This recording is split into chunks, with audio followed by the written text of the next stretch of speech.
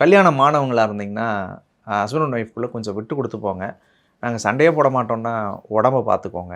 இதில ஏதாவது ஒரு ரூபத்தில சில பிரச்சனைகளை கொடுக்கறதுக்குரிய வாய்ப்புகள் இருக்குன்னு நான் சொல்றேன். அதற்கு அடுத்தது முக்கியமா 6ல குரு. 6ஆம் இடத்துல குரு. மறைமுகமான எதிர்ப்பு, போட்டி, பொறாம இந்த டைம்ல வரும். அ நம்ம கொஞ்சம் முன்னேறணும்னு நெனச்சா கூட நம்மள சுத்தி கெடுக்கிறதுக்கு ஒரு 2 பேர் இருப்பான்.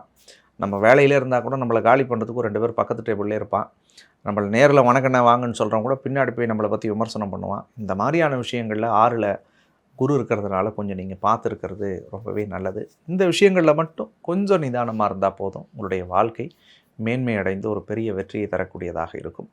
எந்த தெய்வத்த வழிபட்டா கும்பராசிக்காரர்களுடைய வாழ்க்கை நல்லா இருக்குன்னு சொல்லி பார்த்தோம்னா, உக்கிர தெய்வத்தினுடைய வழிபாடுகள். அதாவது ராசியில ராகுவும், ராசியில சனியும் முதல்ல மார்ச் வரைக்கும் இருக்கிறதுனால, உக்கிர தெய்வத்தினுடைய வழிபாடுகளை நீங்கள் வழிபாடு செய்வது ரொம்பவே நல்லது. இந்த உக்கிர தெய்வம்னா என்ன? காளிய கும்பிடலாம், அய்யனார கும்பிடலாம், சொடலமாட சாமிய கும்பிடலாம், பிரத்யங்கராவ கும்பிடலாம், ஒரு வாராகி அம்மன கும்பிடலாம்.